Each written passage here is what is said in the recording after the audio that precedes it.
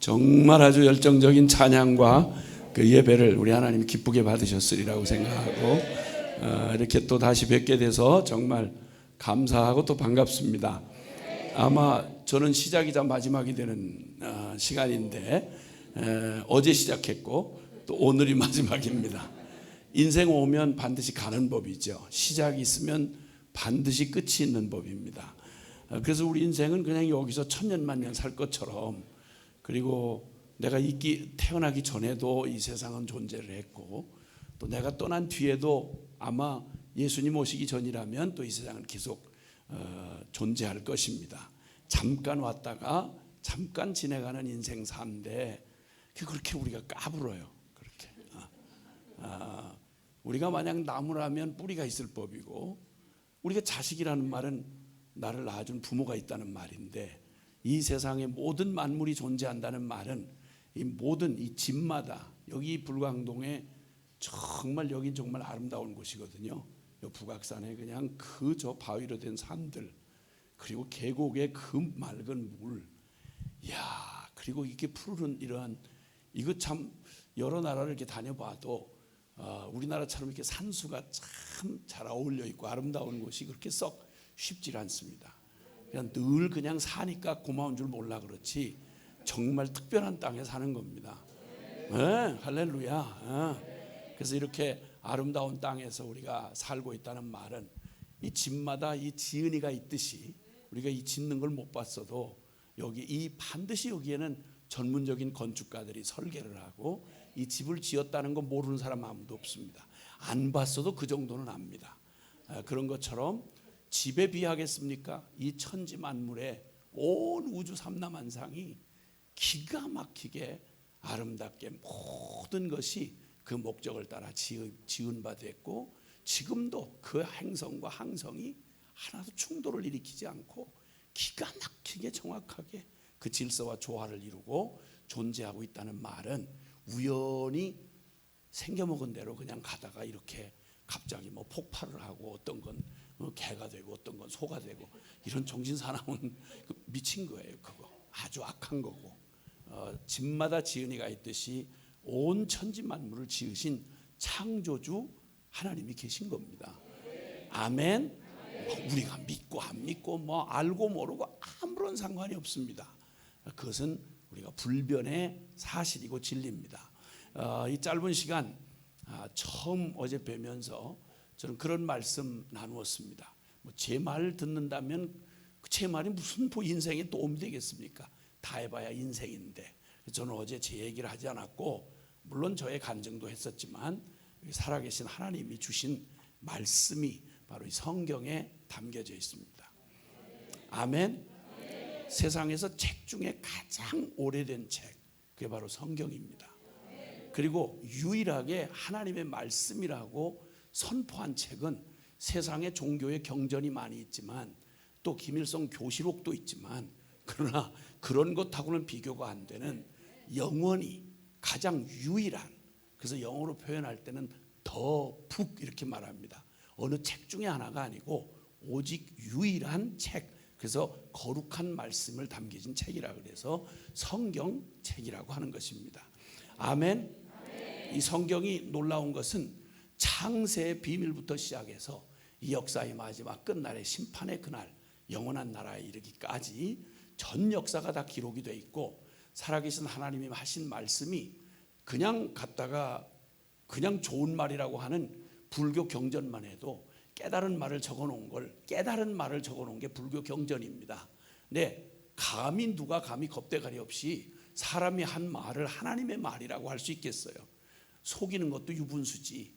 여기 성경은 구약과 신약으로 되어 있습니다. 그 말은 옛 약속 그리고 새 약속 이런 말이에요. 근데 하나님이 주신 이 말씀이 1.1획도 틀리지 아니하고 그대로 역사 속에 그대로 이루어졌습니다. 그러니까 누구도 이걸 말장난하거나 부인할 수가 없는 거예요. 근데 그 하나님의 말씀이 놀랍게도 세상의 원리만 말씀했다면 나하고 뭐 직접적인 상관은 없지 않겠나 싶은데, 놀랍게도 이건 바로 그 천지를 창조하시고 역사를 다스리시는 살아계신 하나님이 깜짝 놀라게도 여기 앉아있는 저와 여러분, 죄인인 우리를 이처럼 사랑하사 우리를 구원하시는 하나님의 사랑의 놀라운 기적과 같은 하나님의 구원의 말씀이 여기 그대로 담겨져 있어서 이 말씀에 부딪히면 내가 지금까지 내 인생 내가 누군지를 몰랐는데 세상에 이 성경 말씀을 통해서 비로소 내 인생의 비밀이 밝혀지고, 그리고 비로소 내가 살아가야 할 길이 보이고 우리의 소망이 생기는 것. 그래서 믿음과 소망과 사랑이 이 하나님, 살아계신 하나님의 말씀을 만날 때 우리의 인생이 참된 믿음을 찾게 되고, 그리고 참된 소망을 갖게 되고, 그리고 우리를 막 행복해서 정말 죽을 만큼 행복한 그런 사랑의 능력의 말씀이 우리의 진리를 만나 주신다 이 말입니다. 할렐루야. 어제 첫날은 제가 이렇게 물었습니다. 여러분 행복하시냐고. 행복하시냐고. 왜냐하면 여러분 행복을 찾아서 그 어려운 과정을 겪으시고 천에 하나 만에 하나 여러분 선택받은 사람이 되셔서 오늘 여기 주인공으로 계시잖아요. 그러니까 다른 사람은 몰라도 여러분은 행복하셔야 되는데, 야, 나만큼은 행복할 것이라고 생각했고 이 땅에 발을 들여놓으면 진짜 무슨 어떤 경우 다른 거 없어도 난 진짜 행복할 거야 라고 그 기쁨과 감격으로 이 땅에 발을 들여놓으시던 날, 그때 그 기쁨, 그 행복, 그 시간이 흐르고 지금 여러 상황을 맞이한 지금도 여러분 행복하시냐라는 말 물었어요. 누군들 행복하지 않은 사람이, 행복하고 싶지 않은 사람 어디 있어요? 행복하려고 쉬지 못하고 일하고, 행복하려고 그 어려운 모험을 해서 결혼도 하지 않습니까? 그렇잖아요. 네. 행복하려고 그랬지 불행하려고 골라서 저놈을 만나면, 저 귀신 같은 놈을 만나면 난 진짜 괴로울 거야 이렇게 하고 괴로우려고 작정하고 결혼한 사람 없지 않습니까? 그렇죠? 뭐 대답 안 하셔도 괜찮아요. 상관없어요. 그럼 뭘 굳이 대답을 할 필요가 뭐 있겠어요? 대답하기 전에 마음이 상해버리는 거지. 응? 그리고 고르고 골라서 그래도 그놈만큼은 나를 행복하게 해줄 거다, 그 여자만큼은 나를 행복하게 해줄 거라고 기대를 하고 결혼하고 설레던 결혼을 했지만, 그러나 그거 불과 얼마 가지 않아서 내 인생의 최악의 선택, 그게 바로 저놈이다 이런 생각이 들지 않습니까? 그래서 멀쩡히 다 행복한 척하고 뭐 이렇게 왔다 갔다 길거리 왔다 갔다 하는 사람들, 뭐 카페에서 두 부부가 앉아가지고 뭐 굉장히 행복한 것처럼 영화 촬영하듯이 앉아있는 사람들 부러워하지 마세요. 그때만 그래요. 그때만. 그리고 그저 평생 그래서 좋았던 때는 손꼽을 만큼도 별로 없고 나머지는 그냥 참으면서 사는 거고 그냥 죽기만을 기다리고 사는 거고 다 그래요. 저 북조선에서는 그런 일 없죠. 북조선에서는 아주 행복하게 사시죠. 남한에 사는 사람들은 내가 남한 전문가 아닙니까? 그리고 저는 가만히 앉아있는 사람이 아니라 남한에 어지간히 사는 사람의 종류별로 전 사람만 전문가거든요. 그래서 제가 이렇게 보면 굳이 설명 안 해도 대강 이렇게 보면 막 너스레를 떨고 우리는 뭐 행복하고 도발할 게 없고 막 이래도 나는 이렇게 그냥 이렇게 보고 그냥 웃어요. 아이고 행복하다, 아이고 이런 생각이 쓱 지나가요. 인생 다 해봐야 뭐 인생이지 뭐 이렇게 특별하고 대단할 것 같아도 다 그놈이에요. 다. 그러니까 뭐 특별히 사람한테 별 기대할 게 없어. 주님께서 그토록 비참한 자신의 삶이라고 생각했던 비참한 운명이라고 생각한 한 여인의 삶에 예수님이 만나준 한 사람을 제가 어제 얘기했어요. 그 살아계신 하나님의 말씀에 바로 우리를 이처럼 사랑하사 우리를 구원하여서 참 행복을 주시려고 우리를 구원하러 오신 분, 그분을 구원자라는 의미를 가지고 있는 예수란 말이 우리말로 번역을 하면 하나님이 자기 백성을 저희 죄에서 구원할 자, 이런 의미예요. 그게 예수님 하는 그 예수님의 말의 의미거든요. 우리를 구원하러 오신 예수님께서 그 불행하기 짝이 없는, 인생 꼬여도 그렇게 꼬일 수가 없는 사마리아 수가성 한 여자를 만나 주시면서 주님이 요한복음 4장 13절 14절에 하나님 말씀해 주시기를 예수께서 대답하여 이르시되 이 물을 마시는 자마다 다시 목마르려니와. 그 말은 네가 아무리 눈물겹게 네가 행복을 찾아서 네가 할 수 있는 인간적인 노력을 아무리 하고 이 우물을 또 먹으면 또 마시면 또 목마르듯이 네가 애써서 네가 얻고자 하는 행복을 위해서 네가 꼭 이 물 마시는 자마다 이 물을 마시면 또 목마르지 않냐. 그 말씀이에요. 그 말씀. 그러나 네가 이 물을 마시는 자마다 다시 목마르려니와 내가 주는 물을 먹는 자는 영원히 목마르지 아니하리니 내가 주는 물은 그 속에서 영생하도록 솟아나는 샘물이 되리라. 행복을 다른 조건을 찾아서 두리번거리고 이 사람 만나면 행복할까?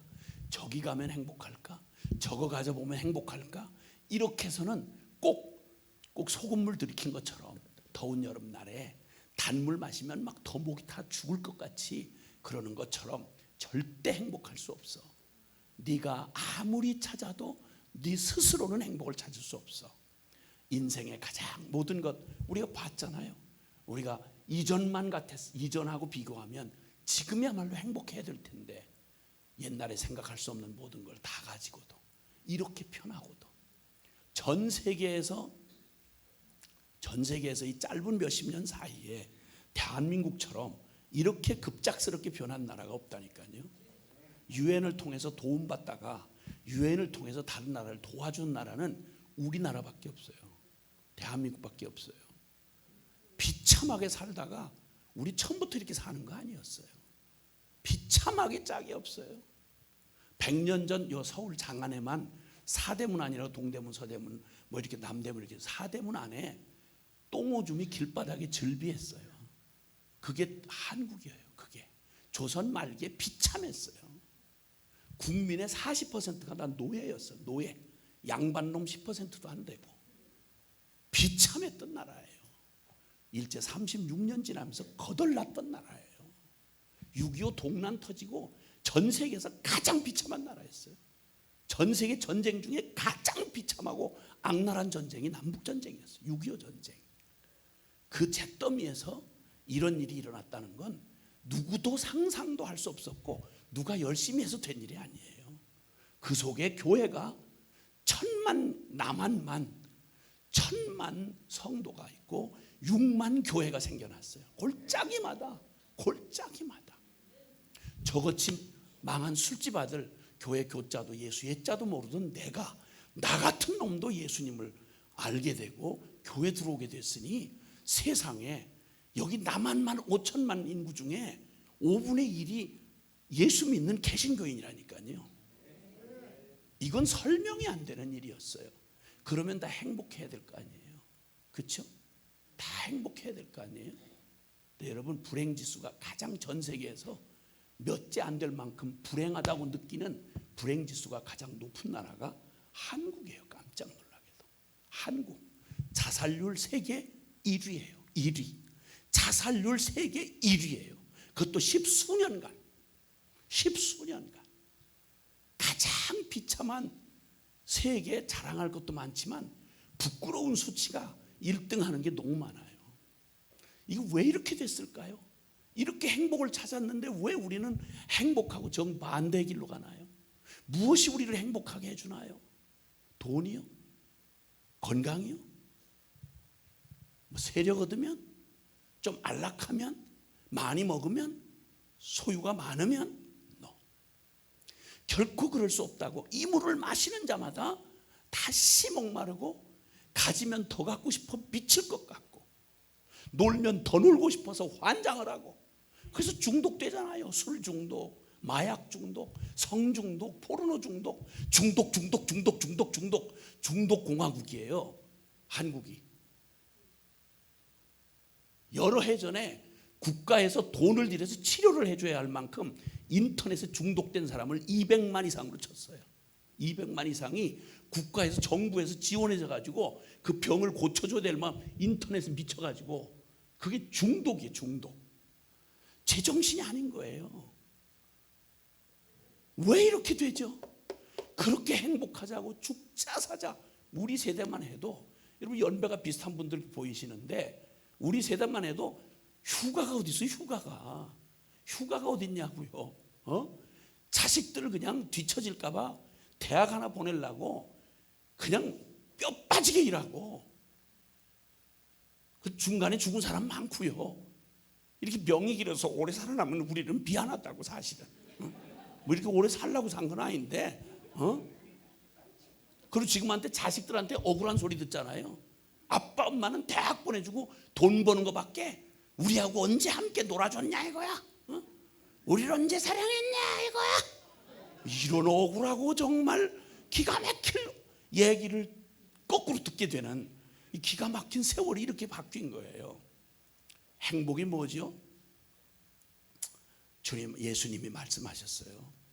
여러분, 인간은 아무리 몸뚱이 육체적으로 안락하고 소유를 갖고 우리가 바라던 그런 것들 아무것도 우리에게 진정한 행복을 가져다 줄 수 없다. 인생의 가장 비극, 해결되지 않는 건 인간이 짐승하고 다른 건 뭔지 아십니까? 인간은 절대 이 세상에 다른 피조물과는 전혀 다르게 지음받았는데, 짐승과 사람이 다른 가장 중요한 특징이 뭐냐면 인간은 영혼을 가지고 있는 영적 존재예요. 아멘. 다른 짐승은 영적인 고민이 없어요. 영혼이 없기 때문에 갈등도 고민도 없어요. 그냥 본능대로 살다가 본능대로 힘 딸리면 죽으면 되는 거예요. 인간은 절대 육체적인 만족만 가지고 절대 만족이 안 되는 거예요. 영혼의 만족이 없는 한 불가능해요. 근데 그 영혼의 만족은 꼭 회기성 고기가, 연어가 아래를 강에서 까서 그 어린 고기가 까닭없이 막 끝없는 저 바다로 흘러가서 수만 킬로를 돌아서 몇 년 만에 자기 고향에 돌아와야 비로소 거기서 알을 낳고 거기서 더 이상 투쟁하지 않고 만족하고 거기서 죽어요. 인간은 기가 막히게도 우리의 영혼의 고향이 있어요.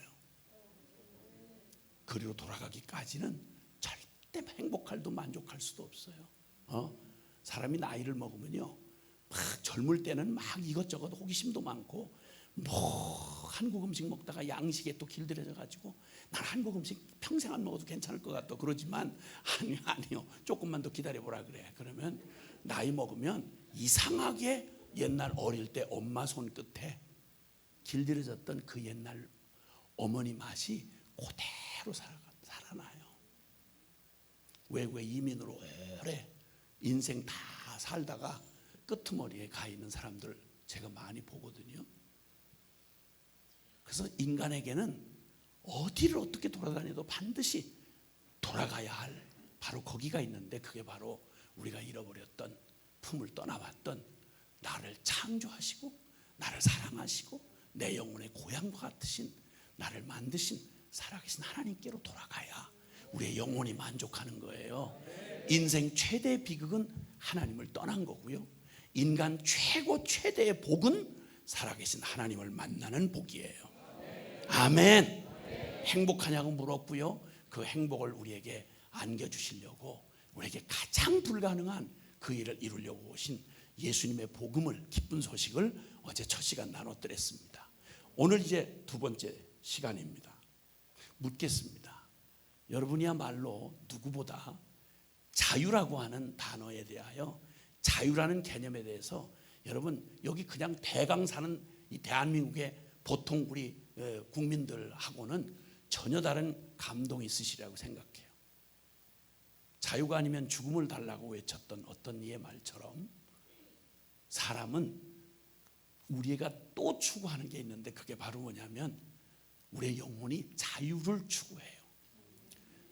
여러분, 자유가 없다고 생각해 보세요. 그냥 사육당하는 개나 돼지처럼 그냥 갇혀놓고 자유를 몽땅 뺏은 채 매일 기름진 음식으로 살찌우고 있다고 행복하겠습니까? 아니요. 그러니까 누군가 말한 거예요. 자유가 아니면 차라리 죽음을 달라고요. 오늘 그 살아계신 우리 예수님께서 우리에게 하신 말씀 가운데 요한복음 8장, 이 성경 하나님의 말씀 가운데 있는 말씀인데요, 요한복음 8장 31절 32절에 보면 그러므로 예수께서 자기를 믿은 유대인들에게 이르시되 너희가 내 말에 거하면 참으로 내 제자가 되고 진리를 알지니 진리가 너희를 자유케 하리라. 아멘. 아멘. 여러분, 진정한 자유를, 진짜 자유를 누리고 싶은 분만 아멘 합시다. 아멘. 여러분, 자유 때문에 목숨 걸었던 분들 아닙니까? 그 자유를 찾아서 그 기가 막히고 그 두려운 길을 떠나서 오늘 여러분은 그 자유를 정말 부여잡으신 분들 아니겠습니까? 누구보다 자유의 가치를 누구보다 잘 아시는 분들이라고 생각을 합니다. 네, 여러분, 이 자유가 얼마나 기가 막힌 거냐. 우리는 역사상 말입니다. 대한민국이 존재하는 한 역사에서 지워질 수도 잊을 수도 없는 사건이 있습니다. 그게 바로 1910년에 그 한일 합방이 돼가지고 일본 사람들에게 강제로 제 나라 제 땅에서 나라의 국권을 뺏기고 36년 일제 치하에서 나라를 뺏긴 채, 그리고 자기 조상이 남겨준 성씨도 바꿔야 하고, 그리고 내 나라 말이 있는데 그 말도 뺏기는 그 기가 막힌 치욕에 36년 종으로 살았더랬습니다. 그 비참한 그 36년 동안 종으로 살았던 그 세월이 너무너무 수치스럽고, 이 나라 역사가 존재하는 한 잊을 수가 없어서 늘 그거 다시 정권이 바뀔 때마다 그거 울고 먹고, 그거 날마다 그 얘기하고 되풀이하고 보복하고 그냥 뭐 생난리를 치는 주제가 항상 일제 36년 그 비참했던 종으로 살았던 때를 말하는 겁니다. 여러분, 그때 우리 젊은이들은, 20대 우리 자식들, 조선의 자식들은 저 미친 천황놈의 미친 전쟁 노름에 쥐가 좋아서 미쳐서 하는 전쟁이니까 지놈들이 갖다 싸우다 죽으면 될 일인데, 식민지에 힘이 없이 나라를 뺏기고 제 나라 못 지키고 나니까 우리 젊은 자식들 기껏 키워가지고 그 미친놈 천황놈의 미친 전쟁 노름에 제 자식들 여기다 총알바지를 만들어가지고 미친 전쟁 노름에 우리 자식들이 앞에 나가서 여기다 총알을 수십 발을 갖다 쏟아 부으면서, 그리고 대신 미친 전쟁 노름에 총알바지가 되도록 만들었으니 여러분, 천추에 이런 한이 어디 있겠어요? 제가 사이판이라는 데를 태평양에 사이판이라는 섬을 갔습니다. 일본이 태평양 전쟁을 일으키고 비참하게 옥쇄를 결정하고 마지막 일본 군인 마지막 하나 남을 때까지 악착스럽게 자폭하듯이 그냥 포탄에 맞아 죽는, 그 전부 자살을 했던, 집단 자살했던 데가 반자이 클리프라는 데가 있습니다. 반자이란 만세란 일본 말이고, 거기 절벽이란 말입니다. 만세 절벽이란 말이에요. 그 이름이 지어진 곳에는 지금도 일본 사람들이 거기 관광으로 가가지고 자기들은 자기들 나름대로 거기다 피눈물을 흘려요. 왜냐하면 패전을 한 곳이니까. 제 젊은 자식들이 전부 군인들이 생떼같이 그 시커먼 태평양 바다에 그냥 상어밥이 돼가지고 바다가 피로 붉게 물들였다니까. 근데 그 한국 사람들은요, 조선 사람들은 군인들이 끌려가가지고 징용으로 끌려가서 지 나라 지전쟁도 아니잖아. 그럼 이제 다 끝나고 전쟁은 이제 끝난 걸로 알았고, 일본 사람들은 자기들이 저지른 일이니까 지가 거기서 자결 하기로 했으면 전에만 죽으면 되잖아요. 요 악랄한 일본 군인들이 무슨 짓을 했냐면, 그 반자이 클리프에서 징용으로 끌려간 한국의 조선의 젊은이들이 우린 좀 살려달라. 너네 이제 전쟁 더 하면 모르겠지만 전쟁을 이제 끝났으니 그래, 너네는 어떻게 하든 우리는 좀 살려달라. 우린 고향으로 돌아가고 싶다. 그럴 수 없다는 거예요. 그럴 수 없다는 거예요. 그래서 자기들 자살하는데, 일본 군인 하나 자살하는데요, 반자이 클리프 그 벼랑 끝에서 내가 서봤는데 쳐다볼 수가 없어요. 너무 아찔해서. 까마대 큰 저 절벽 밑에 시커먼 태평양의 파도가 그냥 바위에 철썩철썩 때리는, 그냥 봐도 막 오금이 저릴 만큼 두려운 바로 그 난간에 서서 혼자 떨어지기는 무섭다는 거예요, 일본 군인이. 그러니까 징용으로 끌려온 너희 조센징들 오라는 거예요. 그리고 같이 묶어요. 일본 군인하고 묶고서 같이 천황만세 소리 지르고 같이 부둥켜 안고 떨어져 죽는 거예요. 그럼 상어떼가 기다리고 있다가 그 젊은 고기를 그냥 뜯어먹는 거예요. 여러분, 진자는 졌다 그러면 이긴 자의 종 되는 거예요. 나라 못 지키면 이 꼴 되는 거예요. 종으로 산다는 건 사는 게 사는 거 아니에요. 차라리 죽음이 훨씬 나아요. 이만큼 자유는 생명보다 귀한 거예요. 생명보다 귀한 거예요. 그 수없는 비명 속에 소리 지르면서 나라 뺏긴 그 억울한 한을 품고 죽어간 우리의 젊은 가슴들, 그 20살 그 젊은 가슴들이 세상에 그런 개죽음이 어디 있겠어요. 위안부 얘기 계속 지금 얘기되잖아요. 우리 어린 이 14살에서 이제 한 20살 미만 18살짜리 이런 우리 조선의 처녀들 무슨 이유로든 간에 어쨌든 간에 그 전쟁하면서 지친 군인들 위로한다고 어느 여자는 위안부로 끌려간 우리의 조선의 딸들은 세상의 성놀이개로 그 전쟁하다 온 군인들한테 보너스로 하루에 100명의 남자를 상대했다는 거예요. 100명의 남자를. 죽어도 지워지지 않을 천추의 한을 품고 그 비참한 삶을 살다가, 그러니 한국의 민족 시인 한 사람은 그날이 오면이라는 시에서 그날이 오면, 즉 해방의 그날을 기다리며 자유가 우리에게 주어질 날을 기다리며 이렇게 시를 노래했어요.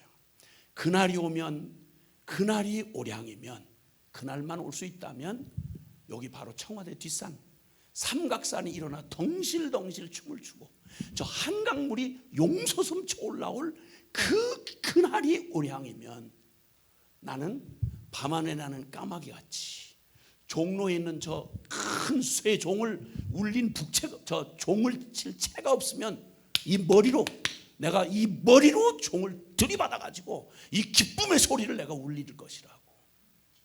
육조암 종로 내거리에 기쁨을 이기지 못해서 쏟아나오는 군중이 있다면 이 기쁨, 그날이 온, 해방의 그날이 오고 자유를 얻은 그날이 오면, 만약에 북이 없으면, 그 흥을 북돋을 북이 없으면 드는 칼로리에 가죽을 벗겨 북을 만들어서 내가 그 행렬 앞에서 내가 북이 되어 이 기쁨의 그날을, 감격의 그날을 내가 노래할 거라고. 그날이 오기만 해준다면. 이렇게 기다렸던 게 1945년 8월 15일 저 히로시마 나가사키에 원자폭탄이 떨어지고 천황놈이 바들바들 떠는 목소리로 항복을, 무조건 항복을 선언하고 우리가 해방을 맞이한 게 아니라 하나님의 기적적인 방법으로 해방이 주어진 거죠. 이게 8월 15일 광복절이라고 말하는 해방의 그날입니다. 자유란 그런 걸 말하는 거예요. 자유는, 자유 못하면 밥 먹고 살아도 사는 게 아니고요. 자유가 없다면 천하에 우리에게 지워진 모든 거 다 비참한 거예요. 자식도 내 자식이 아닌 거예요. 뺏기니까. 딸도 내 딸이 아닌 거예요. 땅이 내 땅이 아닌 거예요. 하늘 내 하늘이 아닌 거예요. 여러분, 육신 잠깐 입고 사는 이 짧은 인생 여정에도 자유를 뺏긴다면 그 비참함을 말로 다 할 수 없다고 그러면, 성경에는, 구약 성경이 제일 중요한 역사적인 사건이 있습니다. 그게 바로 이 구약 성경의 주인공이었던 유대인들이 저 애굽이라고 하는, 지금도 저 북아프리카에 이집트라고 하는 나라가 있어요. 거기서 무려 400년을 노예 생활을 했어요. 400년 노예 생활. 말을 해서 뭐 하겠습니까? 그 비참한 노예, 종살이의 비참함을 어떻게 말하겠어요? 그들에겐 진짜 목숨보다 더 소중했던 게 자유였습니다. 해방의 그날이었습니다. 마지막 말기 증상쯤 갔을 때는 애굽의 파라오라고 하는, 성경에는 바로왕이라고 표현했는데, 그 바로왕이라는 놈이 얼마나 이스라엘 백성들을 학대했으면, 그냥 사내 놈들이 늘어나면 반란을 일으킬 수 있으니까, 여자들은 그냥 쓸 수 있으니까 종으로. 그러니까 사내 아이들을 낳으면 무조건 태 자르기 전에 나일강에다 악어 사료로, 전 세계에서 제일 큰 악어가 우글거리는 데가 에집트에, 지금 이집트의 나일강이에요. 그 우글거리는 악어에게 사료로 던져 넣으라는 거예요. 애를 낳아서 사내아이면 넣으라는, 아니면 싹 너네 집안 몰살시키겠다 이거예요. 그러니까 애를 기껏 낳아가지고 그 무서운 악어 입에다가 사료로 집어넣는, 이러니 나머지 인권은 말할 게 뭐 있겠어요. 천하에 얼마나 비참하겠어요. 이 끔찍하겠어요. 그냥 해방의 그날을 간절히 기다리며 그들의 오직 꿈은 다른 게 아니었을 거예요. 뭐 밥 좀 기름지게 먹자, 뭐 조금 출세 좀 하자, 뭐 연애 좀 하자, 이따구 소리 했겠어요. 해방만 오면, 자유만 온다면. 근데 그렇게 기다렸던 해방이 드디어 여러분 모세라고 하는 하나님의 종을 통해서 하나님의 기적으로 400년 애굽의 종살이를 끝내고 드디어 해방을 하고 나왔습니다. 더 바랄 게 뭐 있겠어요. 우리 36년 일제의 억압을 받은 것만도 세월이 가도 지워지질 않은 아픔인데 400년 종살이를 해서 해방이 됐으니 더 바랄 게 뭐 있겠어요. 굶어 죽어도 양이 없잖아요. 그렇죠? 행복해야 될 거 아니겠어요. 그렇죠? 자유를 누려야 되지 않겠어요? 그런데 말입니다, 우리가 이 땅에 살아가면서도 늘 그러죠. 우리 빚진 죄인이라는 말 있잖아요. 빚을 지면 자유롭지 못해요. 한국 사람 멀쩡한 것 같아도요, 집집마다 빚이 많아요. 이렇게 생긴 거 보셨죠? 이거 카드라 그래요. 이걸 나도 이걸 잘 쓸 줄은 몰라요. 저도 워낙 그냥 여기 한국에 살긴 사는데 다른 거 예수님 말고는 관심이 없어서 이런 거 잘 몰라요. 모르는데 어쨌든 편리하긴 하더라고요. 넣고 긁으면 그냥 물건이 나와버려요. 그냥 긁으면 그냥 막 물건 주어요. 돈도 주고. 그러니까 이 재미에 전부 카드 빚쟁이들이 됐어요. 한국 사람 멀쩡한데 카드 빚쟁이들이 돼 있어요. 멀쩡하잖아요. 다들 차도 몰고 다니고 막 다 카페에서 차도 마시고 뭐 이러니까 오, 저 사람 굉장한 것 같다. 그런데 알고 보면 다 빚쟁이들이야. 빚쟁이. 죄송해요. 빚 아닌 사람 괜찮아요. 뭐 시험 들지 마세요. 여러분 아니니까. 근데 대부분이 빚쟁이에요. 대학 나온 애들 다들 빚으로 대학을 나와가지고 죽으라고 직장생활해서 그거 여러 해 동안 빚 갚아야 간신히 자유로워질 수 있어요. 빚진 죄인이라는 말이 있어요. 빚지면 절대 자유롭지 못해요. 빚을 갚아야 자유로워지거든요. 그리고 몸이 병이 들면 또 자유롭지 못해요. 그러니까 몸이 건강해져야, 그래야 이제 좀 자유롭게 움직일 수 있고 내가 가고 싶은데 갈 수 있고 하고 싶은 일 할 수 있잖아요. 자, 그러면 이런 걸 다 합친 것보다 더 비극이 애굽의 종살이 400년이었는데 그 종이라고 하는 이 신분, 노예라고 하는 신분과 조건에서 저 애굽에서 벗어나기만 하면 나 이제 죽어도 여한이 없겠다. 그리고 만족하고 행복할 줄 알았죠. 자유로울 줄 알았죠. 그런데 세상에 애굽에서 빠져나오고 성경에 보면 애굽 400년에서 종살이에서 해방돼 가지고 그리고 광야 40년을 지나서 하나님의 약속의 땅 가나안까지 가는 여정이 여기 성경에 기록이 되어 있는데 그 얘기를 가만히 보면 기가 막히게 우리 인생, 내 개인의 일생하고 어쩜 이렇게 닮았는지 몰라요. 자, 그렇게 감격의 해방을 얻었고 자유를 얻었으면 행복하고 기쁘게 그 구원을 주시고 해방을 주신 주님을 하나님하고 동행하면서 진짜 행복한 삶, 자유의 삶을 누려야 될 거 아니겠어요? 그런데 말입니다, 이들이 그것만 벗어나면 자유할 줄 알았다가 딱 나와놓고 나서 깜짝 놀란 사건이 하나 있어요. 자기들도 몰랐다가 깜짝 놀란 게 있어요.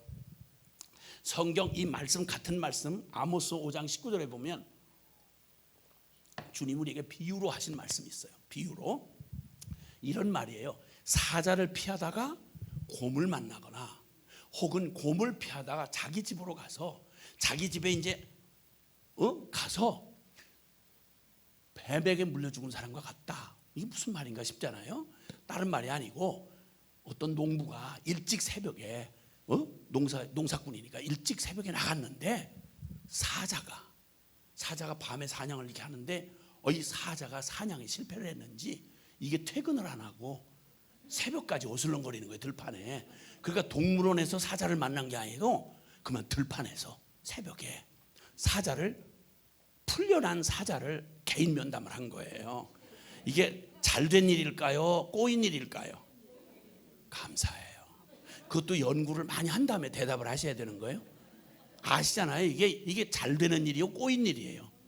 꼬인 일이야, 꼬인 일. 진짜 그만 얼마나 놀랬겠어요. 풀려 있는 사자니까 놀래가지고 그냥 걸음아 날 살려라 하고 죽으라고 막 몸을 다름질을 해가지고 그냥 어떤 사자를 어떻게 따돌려야 되니까 살아야 되니까 죽으러 도망을 가다 어떤 큰 나무 옆에다 그냥 몸을 휙 날렸어요. 그래가지고 숨을 딱 멈추고 이랬는데 진짜 한참 있어도 사자가 안 쫓아와. 그 사자도 저런 인간 처음 봤다 이렇게 하고 포기하고 간 것 같아 보니까. 그러니 사자를 따돌렸으니 이 사람 얼마나 운수대통하고 그 대단한 사람이에요, 그렇죠? 그래가지고 잠깐 숨을 쉬었는데 이제 사자가 안 쫓아오는구나 하고 안심을 할 무렵에 여유가 생기니까 비로소 생각이 돌아오는 거예요. 내가 이렇게 몸을 확 던졌는데 이러면 어디가 깨지고 부러졌을 텐데 이상하게 폭신한 느낌이 드는 거야. 그래서 가만히 있으라 이게 그래서 뒤로 이렇게 손을 이렇게 내밀어서 이렇게 만져보는데 뭐가 부드러운 털이 느껴지는 거예요. 그러다가 갑자기 여기에 웬 따뜻한 스팀이 느껴져. 이렇게 스팀이 김이 이게 무슨 일인가 해서 깜짝 놀라서 이렇게 쳐다보는데 세상에 사자를 피한다고 몸을 날린 게 그 바로 나무 옆에서 앉아가지고 휴식하는 곰품으로 뛰어든 거야. 그랬어. 주여, 이건 상황이 좋아진 거요, 꼬인 거요? 큰일 났지. 그러니 사자를 피하다가 곰을 만나거나 그 말씀이에요. 그러니까 사자는 피해서 살아났는데 그 살아난 게 잘된 일인가 했더니 세상에 그 흉악한 곰의 품에 들어간 거야. 곰이 원래 미련하다는 말은 곰이 미련한 게 아니고요, 곰이 감정 처리가 빨리 안 돼요. 감정이 막 기쁘다 승질냈다 이렇게 안 한단 말이야. 응? 근데 곰은 이렇게 자기 품에 뛰어드니까 새끼처럼 그러니까 왜 그래 그러고 이러고 있는데 알고 봤더니 지 새끼가 아니고 이게 이상한 놈이야. 이게 웬 사내놈이 자기 들어와 있는 거야. 그러니까 뒤늦게 깨닫고 이러는 사이에 그냥 죽으라고 내뺀 거지. 그러니까 자, 사자를 피하다가 곰을 만났어. 더 기가 막힌 일 당한 거예요. 거기서도 보통 사람 같으면 기절하고 죽었어야 될 텐데 이 사람이 얼마나 생존 본능이 뛰어난지 거기서도 또 피해가지고 살아났어. 그러니까 이 사람 대단한 사람이 어쨌든 산전수전 다 공준정 다 이기고 다 살아남은 사람이야. 우리가 다 그런 사람 아니에요? 우리가 다 중간에 소리 없이 죽은 사람 많아요. 실패한 사람 많고 기절해서 넘어진 사람 많고. 근데 우리는 어쩌면 이렇게 그냥 요렇게 찔깃찔깃 해가지고 이렇게 요리 피하고 저리 피하고 이렇게 우리 상책이 하나도 안 나고 어떻게 이렇게 해가지고 드디어 자기 집으로 막 죽으라고 달려가지고 자기 집으로 들어가서 문을 안으로 착 잠궜어요. 이게 무슨 일이냐, 오늘 이게 무슨 재수없는 일이냐. 아니 웬 곰하고 사자가 다 출몰을 하고. 야, 어쨌든 참 기가 막힌 일을 당했지만 내가 참 대단한 놈이다. 내가 이런 걸 이걸 다 피하고 내가 살아나지 대단한 놈이다. 그래서 자기 스스로 만족하고 자기 집이니까 긴장을 할 필요가 없잖아요. 사자도 피하고 곰도 피하고 자기 집에 들어왔는데 뭐. 그래서 긴장을 완전히 풀고 숨 좀 막 이거 헐떡거리는 숨 좀 고르려고 벽에다가 팔을 이렇게 대고 아주 정신을 팍 놓고 이렇게 있는데 그 옛날 집이야. 돌담을 싼 집이야. 그래서 정신을 다 해놓고 자기 스스로 만족해서 이렇게 하고 있는데 돌에서 뱀이 나와가지고 동백을 꼭 물어서 뒤졌더라 이 말이에요. 그게 꼭 누구 얘기 듣는 것 같지 않으세요? 누구 얘기 듣는 것 같지 않아? 혹시 이런 얘기 들어보셨나요? 사업에는 성공했는데 인생에는 실패한 사람 얘기 들어보셨어요? 사업은 참 악착같이 잘해서 대단한 인생인데 산전수전 겪으면서 대단하게 살아남았는데 여러분, 가정에는 실패한 사람. 사역은 굉장히 유명해지고 엄청나게 유명해지고 대단한 능력 있게 사역을 잘했는데 자기 마음 안에 일어나는 죄를 이기지 못해서 그래서 결국 완전히 한 방에 훅 가버린 사람 얘기 혹시 들어보셨어요? 그러니까 인생이 눈에 보이는 적을 피했다고 다 이긴 게 아니고요. 이스라엘 백성들이 400년 종살이에서 해방받은 그 행운을 누리고도 광야 40년을 지나가는 동안에 그때 비로소 깨달은 건 눈에 보이는 저 바로라 애굽의 황제보다 더 무서운 놈, 그 지긋지긋한 그 흡혈귀 같은 놈, 그 놈보다 더 무섭고 저 애굽의 그 저주받은 노예 생활보다 더 무서운 게 바로 뭐냐면 자기 안에 있는 바로 내가 세상의 바로보다 어떤 원수보다 더 무서운 내 인생을 갉아먹는 원수가 남이 아니라 바로 나구나 하는 사실을 깨달은 거란 말이에요. 성경은 그 얘기를 말하고 있어요. 그 엄청난 구원을 받고 나서 40년 내내 하나님 백성이라는 이스라엘 백성이 계속 원망, 불평, 죄짓고 난리 구슬 떨다가 그 엄청나게 준 하나님의 축복을 남의 때문이 아니라 하나님 기적으로 다 구원해 주시고 능력으로 다 공급해 주시는데 무엇 때문에 망하는 거 아니? 남 때문에 망하는 게 아니라 제 집에 들어와서 제 집안에 있는 뱀에게 물려 죽은 사람처럼 사자도 피하고 곰도 피했는데 자기 안에 있는 내 내면 안에 있는 죄 때문에 인생 망가지고 한 방에 훅 가버린 인생의 가장 비참한 가장 무서운 적이 다른 게 아니고 내 안에 내가 적이라는 거예요. 중국의 한 유명한 시인은 이런 말을 했어요. 산중도적 열놈은 내가 막아설 수가 있겠는데 내 심중 안에 있는 도적놈은 내가 당해낼 수가 없구나. 그러니까 세상에 가장 무서운 적이요 남이 아니고요 나예요.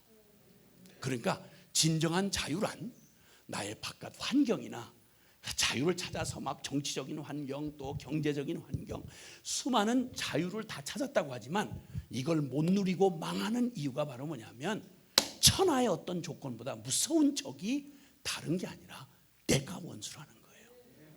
내 속에 있는 죄가 나를 붙잡고 있는 한 절대 죄에서 자유를 얻지 못하는 한 나는 어떤 자유를 주어도 누리지 못하고 망한다는 게 성경 역사 내내 해주신 말씀이에요.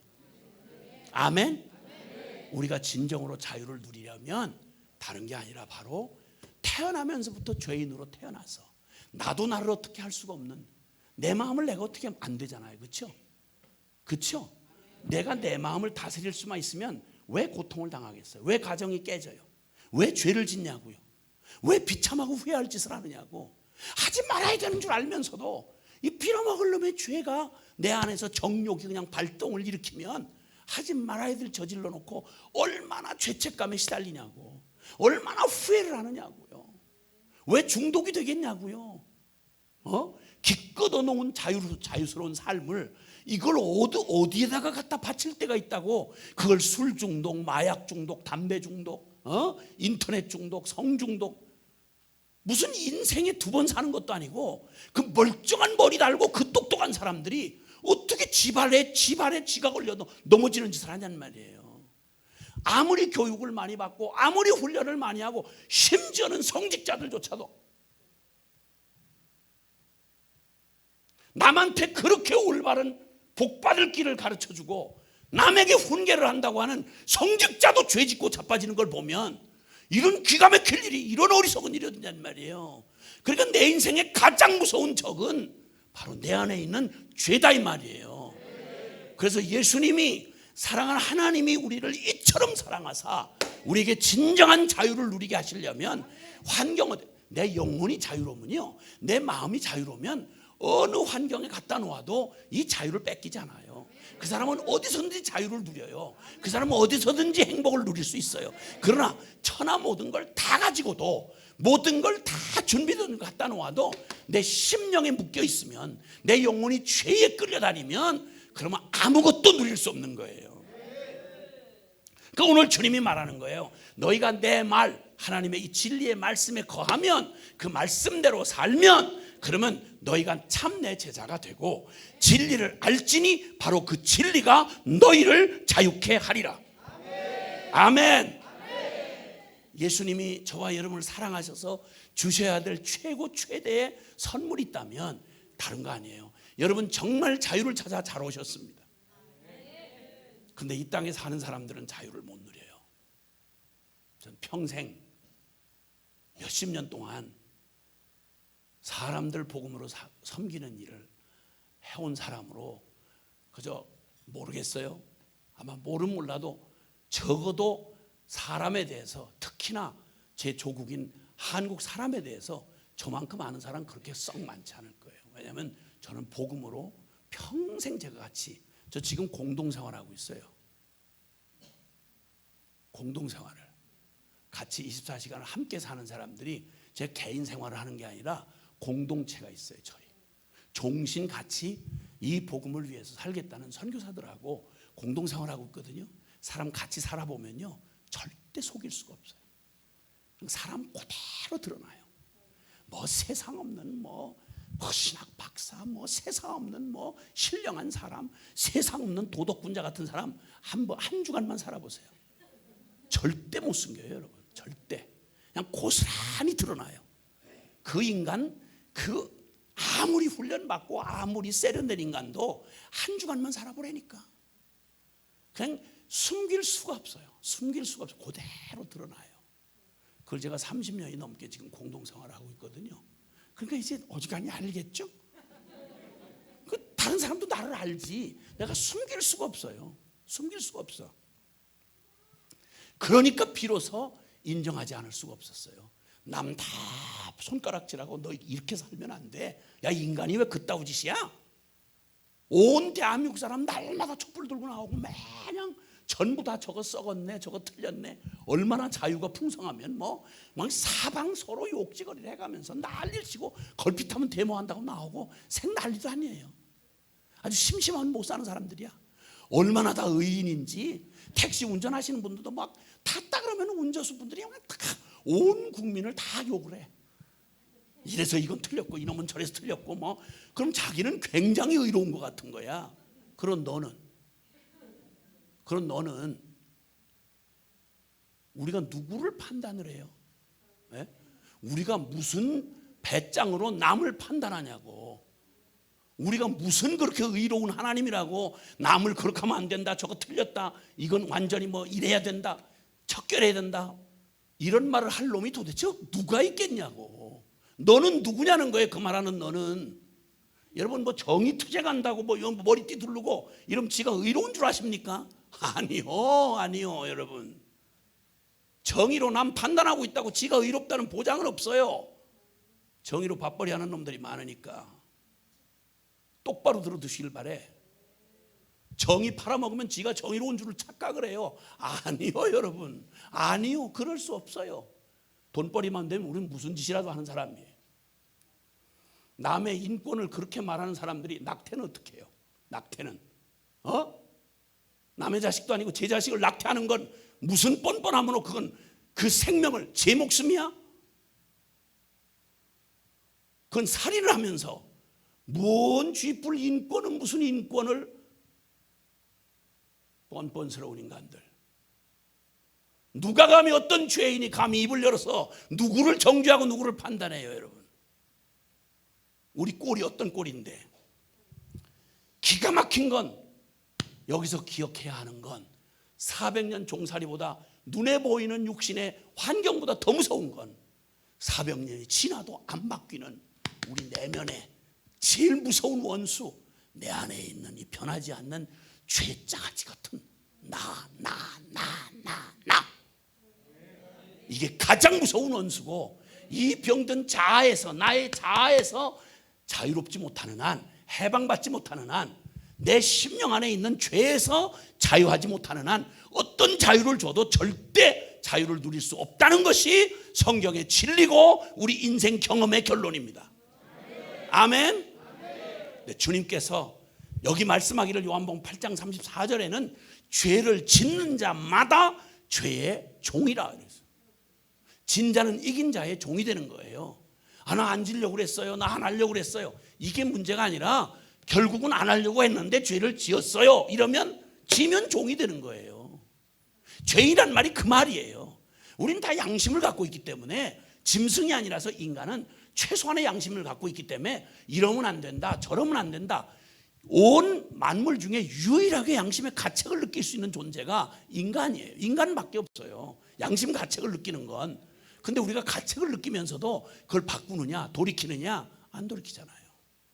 또 탐욕에 미치면, 또 욕심에 사로잡히면, 또 미움과 증오에 막 사로잡히면 우리는 무슨 짓이라도 할 수 있는 사람들이에요. 그러니까 내가 자유로운 것 같지만 내가 나에 대해서 가장 묶여있는 사람이에요. 그러니까 자아에 대하여서 내가 나 자신에 대해서 자유로울 수 있다면 아무 일에도 안 묶여요. 그 사람은 진짜 자유인이에요. 근데 이건 내 힘으로 절대 얻을 수가 없는 거였어요. 아멘. 주님이 한 불행한 한 여인의 이야기가 바로 이 말씀, 오늘 주신 요한복음 8장에 보면 거기에 한 여자가, 참 불행한 한 여자가 나옵니다.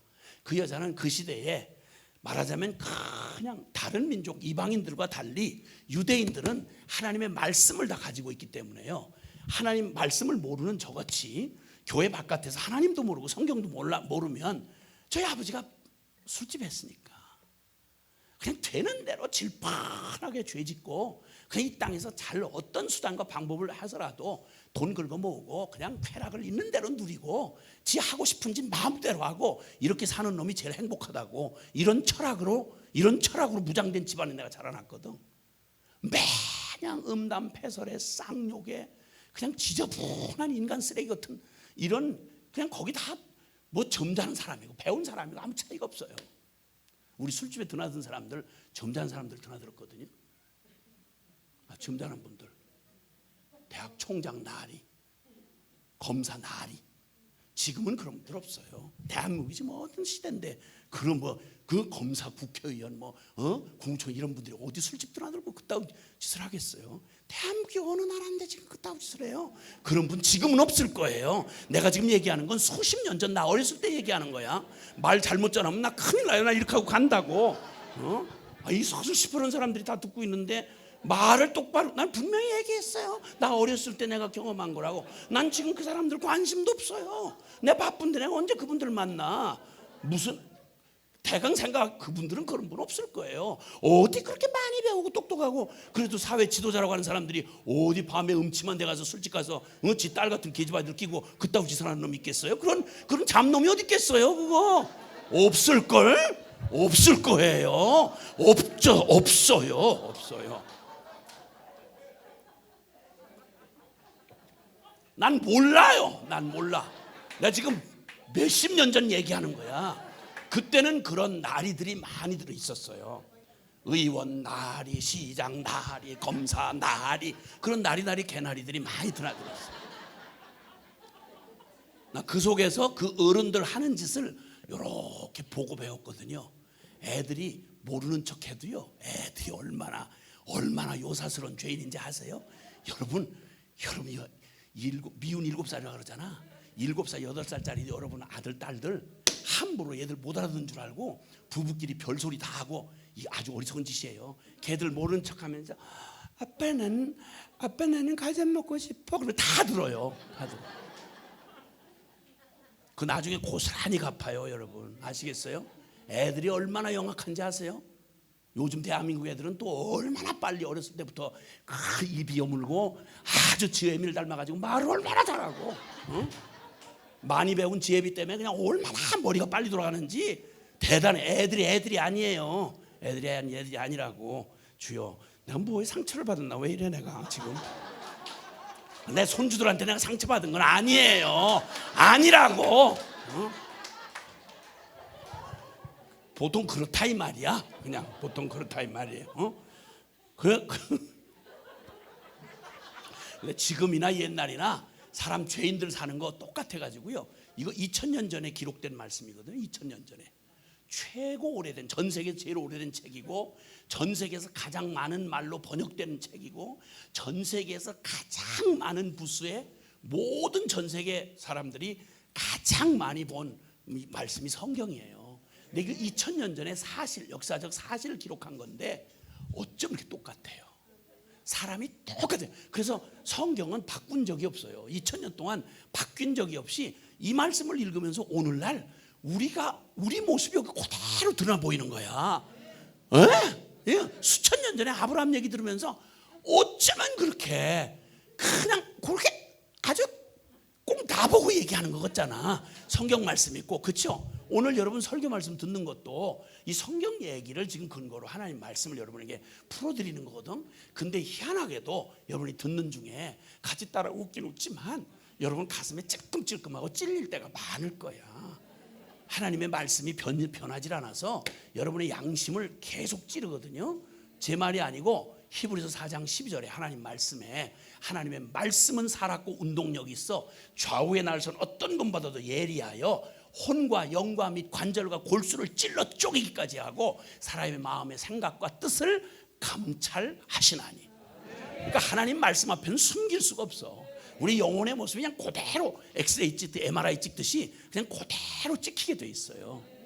하나님 많이 드러나게 돼 있어, 우리 마음이. 근데 오늘 여기서 우리는 우리하고 상관없을 것 같은 한 죄인 여자 하나가 여기 본문의 말씀에 등장을 해요. 그 얘기는 길게 설명을 할 수가 없어서 그냥 성경을 다 모르시는 분들도 그냥 이게 대강 얘기할 테니까 그래도 핵심은 다 알아들을 수 있으니까 그분들을 위해서 내가 이걸 다 자초지종 배경, 역사적인 배경 뭐 이런 것까지 다 얘기하려고 그러면 여러분 오늘 저녁에 못 주무셔. 그래서 그냥 어쩔 수 없이 제가 생략을 할 테니까 그냥 나중에 잘 모르겠는 건 먼저 예수 믿은 분들한테 물어보세요.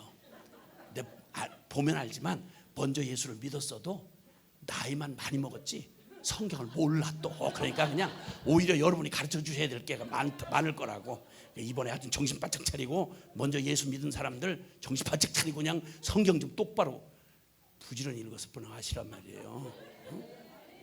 드라마는 그렇게 정신없이 정신을 놓고 보면서 드라마 주인공 이름들은 다 알면서 성경에 나와 있는 위인은 하나도 모르고 그 밥만 엄청 먹고, 그런 사람들일수록 밥을 많이 먹어요. 한 끼도 안 빼놓고 먹어요. 간식 꼬박꼬박 챙겨 먹고, 그러도 모자라서 밤중에 야식으로 라면 끓여 먹잖아. 그 얼마나 기가 막혀 그 맛이. 그 다음 아침에 눈이 퉁퉁 부어가지고 그냥 눈이 붙어 떨어지지 않게. 정말 배기 싫어서 진짜 나 이 교인들 진짜 너무 화가 나. 그냥 보면 어쩜 이렇게 많이 배워가지고 다 웬만하면 대학 나왔거든. 한국의 교인들, 그 권사님들, 집사님들 얼마나 또 그냥 피부 관리를 비싸게 했는지 이게 도대체 나이를 몇 살 먹은지 알 수가 없어. 아니 겉은 그렇게 꾸미고 그렇게 몸 관리는 그렇게 하면서 어쩜 성경을 그렇게 몰라. 기도를 하라는 기도는 그렇게 안 하고. 여기는 안 왔겠지 그런 권사들은. 여기 안 왔을 거예요. 그런 권사 왔어요? 안 왔겠지. 여기 계신 분들은 다 그런 분들 아닐 거야. 다들 뭐 진실하고 다 성경 많이 보고 다 주님 사랑하고 다 그랬겠지. 뭐 어디 여기 주여 그런 사람들이 오겠어? 오기만 해봐라 그냥. 하여튼 그래가지고 뭐 얘기를 지금 들어가야 되는데 못 들어가고 지금 계속 이러고 있네 지금. 이게 요한복음 8장에 거기 보면 거기에 그 아침에 예수님이 성전 가까운 곳에서 말씀을 가르치고 있었는데 그때 무슨 사건이 벌어지냐면 사람들이 간음하다가 음행하다가, 쉽게 말하면 그 이른 아침인데 음행을 하다 걸렸다. 그러니까 이게 참 기가 막힌 얘기죠. 그래서 막 사람들이 예수님을 갖다가 이제 막 잡아 죽이려고 하던 그런 때였으니까 주여 주여 하고 하나님 잘 믿는다는 이 바리새인들, 그리고 유대인들, 그리고 대제사장들, 그 당시에 종교 지도자들, 이들이 간음하다가 현장에서 붙들린 여자가 옷도 채 고쳐 입지 못한 채 질질 끌려 나오는 거예요. 질질 끌려 나와가지고 사람들이 막 새까맣게 우때져 왔어. 그리고 예수님이 하나님 나라에 관해서 말씀하고 있는데 그 앞에, 예수님 앞에 이 가련한 여자를 그냥 갖다가 확 집어던지는 거예요. 그러니까 완전히 그냥 바닥에 그냥 옷도 채 추스리지 못한 채 그냥 그대로 그냥 완전히 무슨 죽은 개처럼 그냥 예수님 바닥에다 막 갖다 내던져버렸어요. 그리고 쫙 둘러섰어요. 둘러서고서 그때 한 놈이 목소리를 높이는 거예요. 예수 선생이요. 당신은 하나님으로부터 오신 분이라고 온 지금 유대 땅이 난리도 아닌데 예, 그렇게 대단하신 하나님으로부터 온 거룩하신 분이니 우리가 좀 묻겠습니다. 이런 여자는 당신 아는 대로 당신은 율법의 선생인데 하나님 말씀대로 하면 이런 여자는 음행을 하다 걸린 여자는 돌로 때려 죽이라고 했습니다. 그리고 어느덧 보니까 거기에 나이 젊은 청년부터 해서 나이 먹은 종교 지도자들까지 그냥 살기가 이렇게 도끼가 올라가지고 손에 하나씩 돌을 들고 그 여자를 치려고 겹겹이 쌓여서 둘러싸여서 막 살기가 느껴지는 위협적인 장면이 세상의 성전 앞에서 이 일이 벌어진 거예요. 그러면 입이 10개라도 맞아 죽어도 쌀 여자가 바로 이 여자예요. 죄인 여자였어요. 근데 앞뒤를 이렇게 살펴보면 이 여자가 간음하다가 현장 하필이면 요 바리새인과 유대인들이 예수님을 함정에다 넣으려고 일부러 작정을 했는데 하필 그날 어디서 음행이라는 건 몰래 하는 일 아니겠어요? 그런데 어떻게 남이 음행 저지르고 있는 걸 유대인 전부가 다 아냔 말이야. 그럼 이 여자는 필경 아주 드러낸 창녀든지 아니면 이미 다 소문이 나 있어요. 성전 근처 가까운 곳인데 거룩하고 하나님 앞에 죄를 가까이서는 안 되는 성전 근처에 있는 곳에서 몸을 팔고 있던 여자예요.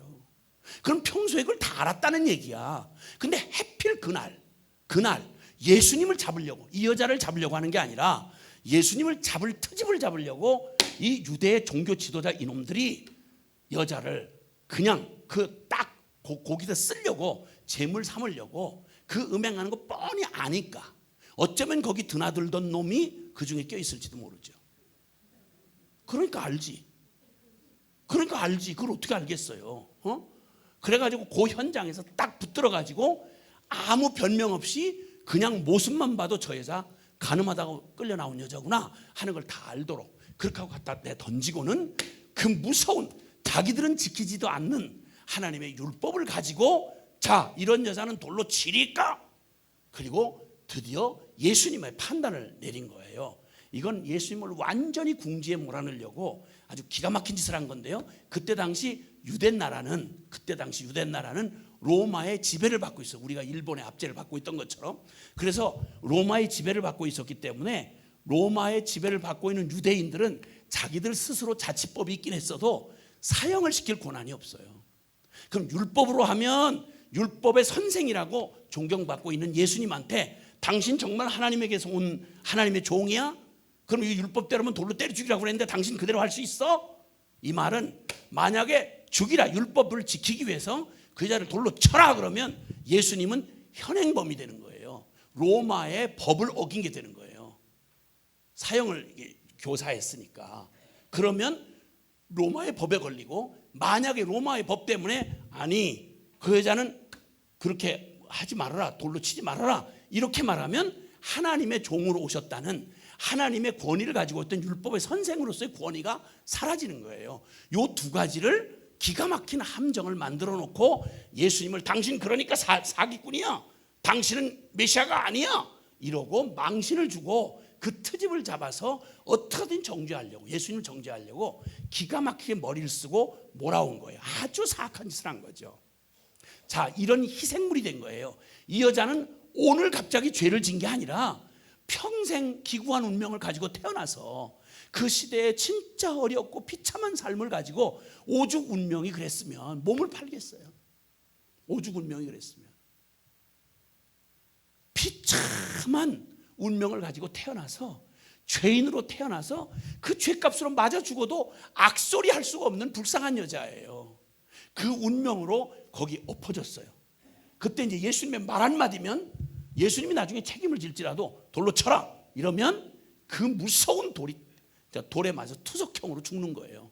이거 지금도 중동에서는 샤리아법이라고 해가지고 구약을 문자 그대로 지키는 이슬람들이 그대로 사용하는 법이에요. 지금도 투석형이 있어요. 그 때려 죽이는 거예요. 이 여자는 이제 한 말씀만 떨어지면 돌무더기에 쌓이는 비참한 운명으로 내던져졌어요.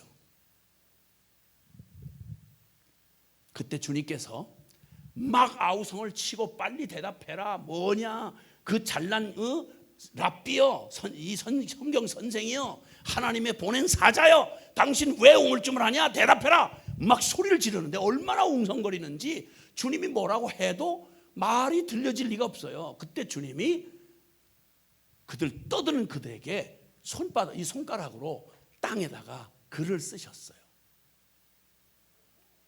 그런데도 잠잠하질 않아요. 글을 쓰는데도 막 소리 지르면서 이 여자 돌로 칠까요 말까요 막 이러면서 난리를 치는 거예요.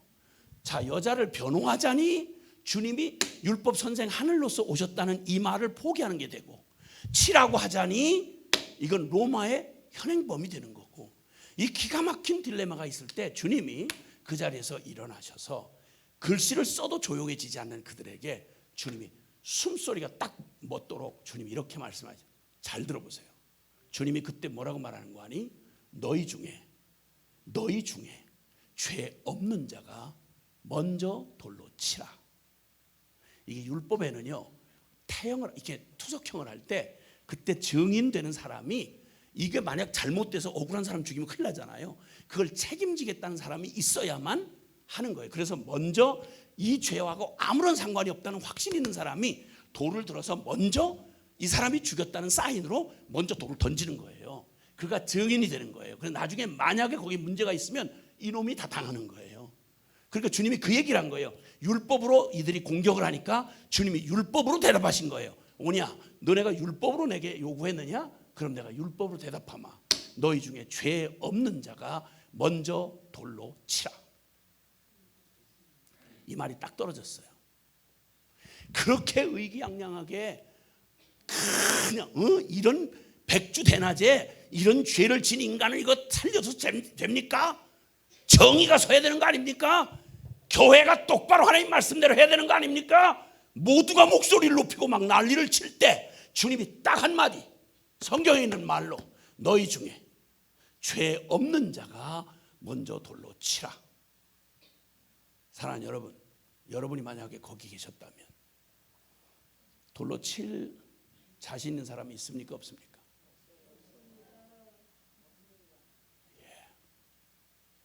놀랍게도 이 비참한 인간들조차도 최후의 이 형편없는 유대인들, 형편없는 하나님 이름을 부르지만 형편없는 이들조차도 짐승이 아니라 마지막 양심이 있어서 그 말을 딱 듣고 조용한 거예요. 자, 여자의 운명은 이제는 율법대로 누군가가 자신 있게 이 여자 반드시 돌로 쳐 죽여야 됩니다. 그리고 누군가가 돌을 던졌다면 그 여자는 끝이에요. 이제 아무것도 자기 공로로 나는 억울해요, 나는 이렇게 죽게 억울해요, 이런 말을 할 수가 없이 그냥 죄인이에요. 돌무더기에 맞아 죽어도 쌀 죄인이라고요.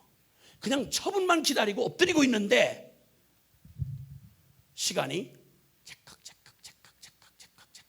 지나 조용한데 아무도 돌을 들어 칠 만한 용기를 낼 놈이 없어. 왜냐하면 똑같은 죄인 놈들이거든. 생각해 보니까 내가 저 여자한테 돌을 던지면 나도 똑같이 돌 맞아 죽을 놈이거든. 그러니까 여기저기서 갑자기 그 말을 듣고 조용하다가 툭 하고 돌이 떨어지는 소리가 들리더니 여기서 토독토독 돌을 놓는 소리가 들리고 조용히 쥐죽은 듯이 하나씩 빠져나가기 시작했어요. 그리고 예수님과 그 여자만 남게 되었어요. 여러분, 사람이요, 누군가에게 사람 나와 똑같은 죄인 놈이 나한테 막 공격을 하고 내가 어떻게 하다가 내가 그 당하면 내가 저놈보다는 내가 나을 것 같은데 그런 놈들한테 내가 당한다 그러면 뭐 두렵기도 하고 이런 건 있지만 적어도 자기 심령 안에 그런 자책이나 이런 건 없어요. 그렇죠? 모른 몰라도 그 여자가 숨을 죽이고 누워있는 중에 힐끔힐끔 쳐다보니까 두렵고 그 돌을 든 사람들 이렇게 쳐다보니까 얼굴이 익숙한 고객도 보이는 거야. 거기 종교 지도자도 있고 어른 한 달에 한 번씩 찾아오는 그놈도 있고. 이 여자가 돌 맞을 그들의 심판을 기다릴 때는 조금만 쳐다봐도 별로 겁이 안 나요. 아이고 이 참놈들아, 누가 누구를 예의, 그런 생각 안 들겠어요? 그때만 해도 돌에 맞을 두려움은 있어도 내가 저들보다 진짜 내가 죽일 죄인이구나 하는 이런 자체까지는 안 갔을 거라고요. 나 재수없어 걸렸구나, 저건들한테 재수없어 걸렸구나, 이런 생각이었겠죠. 그렇죠? 그런데 주님께서 다 사람들이 다 빠져나가고 그 자리에 예수님하고 그 엎어져 있는 여인만 남았어. 주님이 이렇게 물었어요. 여자여, 너를 정죄하는 자가 있더냐? 물었어요. 다시 한번 확인하고 둘러보는데 아무도 없어요. 그럼 일단 안심이 됐을 거 아니에요. 나만 죄인은 아니야. 딴 놈들 다 그놈이 그놈이야. 나만 죄는 아니야. 여러분, 사람이 내가 잘못했다고 그래도요, 잘못한 사람은 다른 사람도 잘못한 사람이 있으면 그게 오히려 위로가 돼요. 그렇죠? 근데 다른 사람은 다 멀쩡한데 나만 죄를 지었다 이러면 진짜 끔찍한 거죠. 그 대답을 하면 너를 정죄하던 자가 있더냐? 주님이 물으시니까 여자가 조용히 둘러본 다음에 하는 말이 주여 아무도 없나이다. 근데 문제는 안심할 게 아니에요. 그들은 원래부터 그 여자를 정죄할 자격이 있는 놈이 하나도 없는 건 기정사실이에요. 왜? 똑같은 죄인이니까. 근데 문제는 그 사람들이 나를 죄인이라고 말하는 건 솔직히 두렵지 않아요. 그놈이 그놈이니까. 문제는 그들은 정죄할 자격이 없는 놈들이라 물러갔지만 이제야 비로소 자기하고 주님밖에 안 남았어. 그러면 반드시 이분이야말로 나를 돌로 칠 수 있는 자격을 가진 분이잖아요. 예수님이야말로 죄가 없는 분이니까 진짜 그분이야말로 나를 칠 수 있는 분 아니에요. 그렇죠? 나를 정죄하는 자가 없나이다. 이게 안심이 아니고 난 끝장났구나. 내가 주님 앞에 섰구나. 사랑하는 여러분, 여러분은 언제 죄책감을 느끼고 회개를 해보셨습니까? 다른 사람보다 내가 진짜 부끄럽고 수치스러우면 그러면 그게 가슴 아파서 두렵고 그래서 그런다지만 대강 좀 인생 좀 살아본 사람이면 산전수를 겪어보면 그놈이 그놈이에요. 그러니까 다들 비슷한 수준에서 그냥 사람들 눈 가리고 그냥 대강 회개합네하고 폼 잡고 이래요. 그리고 대강 넘어가요. 그러니까 변화가 일어나지 않는 거예요. 그러니까 교회가 똑같은 거예요. 똑같은 거. 교인이 똑같은 거예요. 세상에 사는 죄인들하고 말만 여물어가지고 그 굉장한 하나님의 말씀을 이걸 가르치고 배우고 훈련받는다고 하면서 뭔 말은 그렇게 많고 지식은 많은데 사는 꼬라지는 똑같이 죄짓고 똑같은 짓을 한다 이 말입니다. 그리고 우리는 다른 사람보다는 좀 나아. 교회 밖에 있는 사람보다는. 왜? 적어도 내놓고 술 먹고 해롱거리진 않으니까, 대놓고 싸우진 않으니까. 이런 수준 하라고 교회 세우신 거예요, 하나님이? 이런 수준 하라고? 그저 조금 술 안 먹고 술 좀 덜 먹고 정신 차리고 사는 그런 교인들, 이 정도 만들자고 주님이 십자가의 복음을 주었어? 이게 교회야? 진짜 두려운 게 뭔지 아세요? 사람들이 날 욕하고 날 비난하는 거, 이게 두려운 게 아니에요. 진짜 두려운 건 여러분 한 사람이, 한 영혼이 하나님하고 독대하고 서는 시간이에요.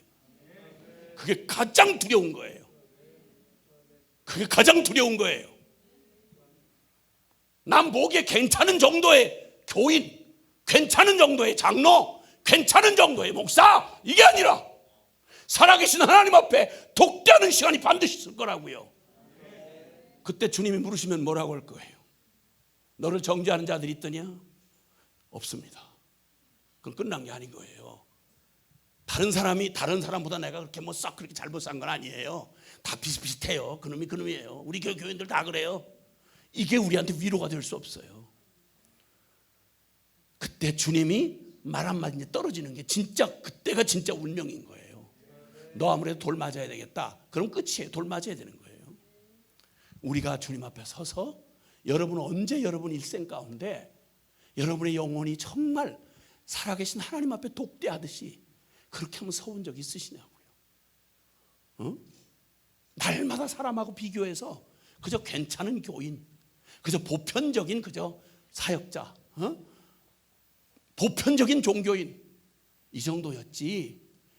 오늘 다 나를 정죄하던 자들이 다 사라져가고 너를 정죄하던 자가 이제 없느냐? 없는데요. 그때부터가 이제 문제인 거예요. 그때부터가 살아계신 그 거룩한 주님 앞에 내가 아무것도 숨길 수 없는 자가 돼요.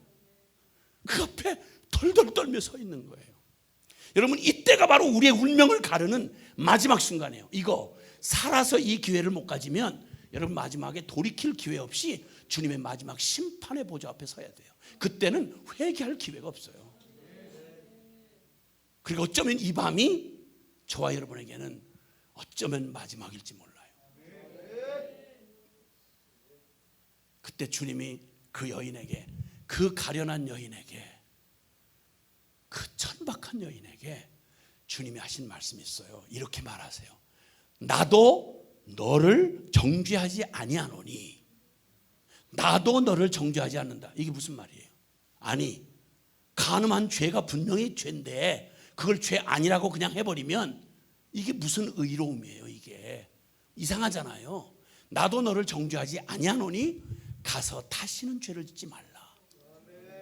그냥 마지막 이제 핑계할 수 없이 죄인인데 그 거룩한 주님 앞에서 섰으니 남이 다 판단 못하고 돌아간 그게 하나도 위로가 안 되고 나 이제 주님 앞에 마지막 운명의 심판을 받는구나 하고 기다리고 있었는데, 심판하실 줄 알았던 주님이 나도 너를 정죄하지 않는다. 죄 없다는 말이 아니고요, 죄 없다는 말이 아니고요, 그 죄로 너를 돌로 치는 이 정죄를 내가 너한테 하지 않겠다.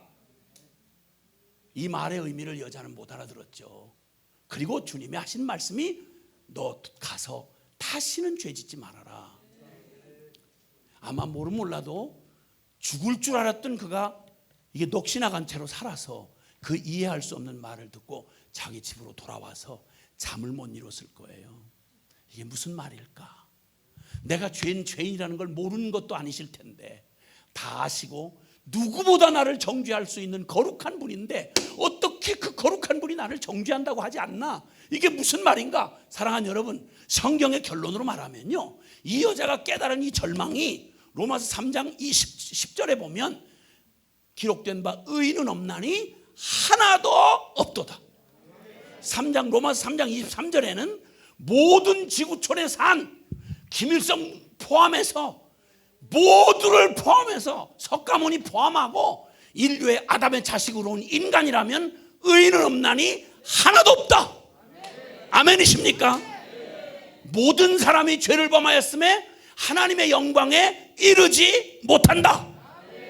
인간 죄인 중에서는 조금 깨끗해 보이는 놈이 있을 수 있고 조금 괜찮아 보이는 놈이 있을 수 있지만 하나님의 거룩한 하나님의 기준에 거기에 도달할 자가 아무도 없다. 그 기준에 못 도달하면 전부 심판이에요. 그런데 이렇게 심판으로 끝날 것 같으면 더 할 필요가 없는데 하나님이 심판받을 죄인일 수밖에 없는 우리를 이처럼 사랑하사 우리를 살릴 수 있는 길은 죄를 죄 아니라고 말할 수 없어. 왜? 하나님은 거룩하기 때문에. 죄는 반드시 심판을 해야 되는데 어떻게 하나님이 죄로 심판받을 내가, 심판받아 지옥 갈 나를 어떻게 정죄하지 않는다고 말씀하나? 이 말의 의미를 알 수가 없는 거예요. 그때부터 이 여자는 밥벌이 하느라고 몸 팔고 밥벌이 하는 게 문제가 아니라 주님이 들려줬던 그 말, 분명히 난 돌 맞아 죽을 죄인이었는데 어떻게 거룩한 주님이 나를 정죄하지 않는다고 말했나? 이게 어떻게 이런 모순이 가능한가? 풀리지 않는 가장 큰 고민이 일어나기 시작한 거예요. 그러다 얼마 지나지 않고요, 요한복음 8장 사건이 있고 난 뒤에 얼마 지나지 않고 드디어 예수님이 하신 말씀이 무엇인지를 알게 되는 날이 왔어요. 그건 다름이 아니고 그 예수님을 그 발악을 하던 죄인들이 견딜 수가 없으니까 이 예수님을 갖다가 모함해서 잡아다가 예수님을 십자가에 공개 처형하는 날이 온 거예요. 십자가에 죽으러.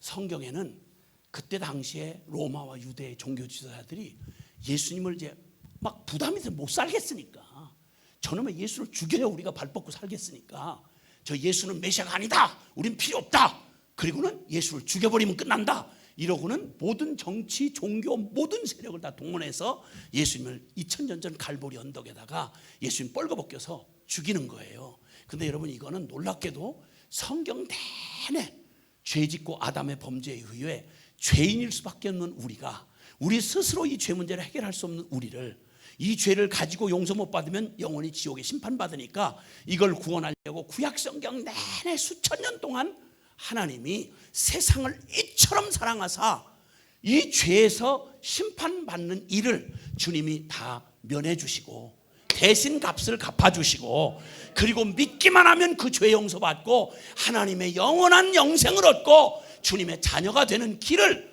주님이 주시겠다고 여러 모양으로 계속 구약 성경에 비밀로 계속 계시해 오셨다고요. 그걸 계속 양을 대신 잡아서 제사를 드리면서 이걸 계속 반복하면서 온 유대인들이 예수님을 십자가에 못 박아 죽이는 짓을 한 거예요. 여러분, 그 기가 막힌 여기 가늠하다 현장에서 붙들린 여자가 예수님 처형 소식을 듣고 그리고 그 갈보리 언덕으로 올라갔어요. 가장 거룩하고 깨끗하신 하나님의 아들이, 죄하고 아무 상관이 없는 하나님의 아들이 처절하게 십자가에 뻘거벗겨 사지가 뒤틀어지도록 매달려서 가장 잔혹한 죄수를 죽이는, 역사상 가장 잔혹한 사형 틀에 매달려가지고 완전히 뻘거벗긴 채 사지가 뒤틀어지도록 매달려서 나무에 달린 자마다 저주받은 자라는 성경의 얘기처럼 예수님이 나무 십자가에 매달려서 하나님 앞에 버림받는 모습으로 거기에 저주받고 매달려 계시는 거예요. 딴 사람은 몰라도 이 가늠하다 현장에서 붙들려 살아난 여자는 저 자리에 십자가에 매달릴 자가 누구라고 생각이 될까요? 누가 저 자리에 저렇게 매달려야 될 거라고 생각할까요? 내가. 근데 지금 누가 매달려 있죠? 예수님.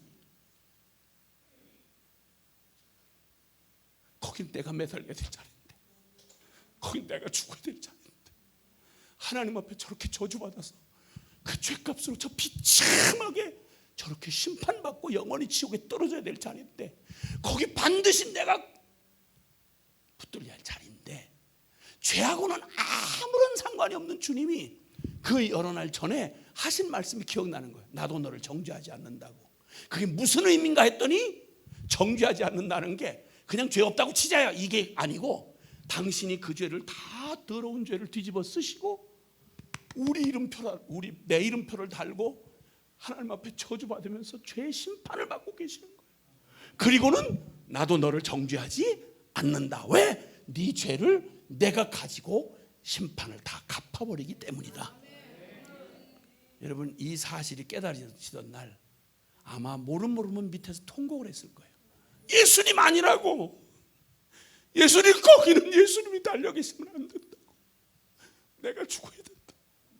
나 같은 이 더러운 장녀가 거기 매달려 죽어야 된다고. 내가 죽을 자리라고. 성경 로마서 6장은 뭐라고 그러시는지 아닙니까? 우리가 알거니와 우리 옛사람이 그렇게 변하지 않던 죄밖에는 질 수밖에 없는 나의 옛사람 내가 예수와 함께 십자가에 못 박혔나니 이는 죄의 몸이 죽어 우리가 다시는 죄에게 종노릇하지 아니하려 함이니 이는 죽은 자가 죄에서 벗어나 의롭다 하심을 얻었음이니라. 이게 성경 기독교가 말하는 가장 핵심 십자가의 복음인 것입니다. 예수님이 십자가에 죽을 때 누구 자격으로 죽었는 거 아니? 대답해 보세요. 예수님이 십자가에 못 박히시고 죽을 때 누구 죄 때문에 못 박히셨습니까? 깨달아지는 대로만 대답해 보세요. 아, 그 가늠한 여자예요. 가늠한 여자. 아유, 가늠한 여자예요. 아유, 사개오. 아니에요, 여러분. 그렇게 너무 자책하지 마세요. 여기 성경에 대신 죽을 놈이 한두 놈이 아니야. 그래서 예수님이 다 죽으신 건 나 빼고 다른 사람 때문에 죽으신 거야. 맞죠? 누구 죄 때문에 못 박혔어요? 누구 죄 때문에 못 박히셔야 할까요? 제일 먼저 70억 인구 중에서 누군가 그 죄인을 위해서 못이 박혀야 된다면 주님이 누구를 위해 못 박혀야 되나요? 예. 나예요, 여러분. 나를 위해 못 박히셔야 되는 내 이름표 달고 내가 돼요. 하나님 아버지 버림받으면서 그 기가 막힌 죄값을 처절하게 다 갚아주신 그래서 주님이 십자가에서 숨이 지실 때 요한복음 19장 30절에 다 이루었도다. 그 말은 빚을 다 갚았도다. 아멘. 더 이상 우리를 질질 끌고 갈 사단 마귀의 이 더러운 이 사단의 이 죄 지은 나를 계속 올무잡고 끌고 가던 사단 그놈의 사슬은 끊어졌습니다. 여러분, 사단의 그 머리통은 박살이 났습니다. 죄의 빚은 완전히 다 갚아졌습니다. 할렐루야. 다시는 내가 옛사람의 질질 매어갈 수 없습니다. 할렐루야. 아멘. 아멘. 아멘. 아멘. 아멘. 아멘. 모르면 몰라도 가장 통곡을 했을 여자가 그 여자였을 거예요. 오 주님, 왜 당신이 죽습니까? 내가 맞을 돌 맞을 그 일은 막으시더니 당신 받을 필요가 없는 당신이 내 이름과 내 죄를 가지고 뻘거벗긴 채 사지가 뒤틀어지도록 십자가에 매달려서 처절하게 주님 죽으시는 예수님을 못 받게 한 건 바로 나 때문입니다. 인연 때문입니다. 이놈 때문입니다. 당신을 십자가에 못 박은 로마 군병이 아니라 내가 당신을 못 박았습니다. 내 죄가 당신을 죽게 했습니다. 맞아요. 그게 맞는 말이에요. 아멘. 예수님의 죽음이 바로 내가 죽었어야 할 죽음을 고스란히 감당하신 겁니다. 이게 구약성경 내내 수천 년 전 예수님이 이 땅에 오시면 이 일을 하실 거라고 약속했던 그 말씀 그대로 이루신 겁니다.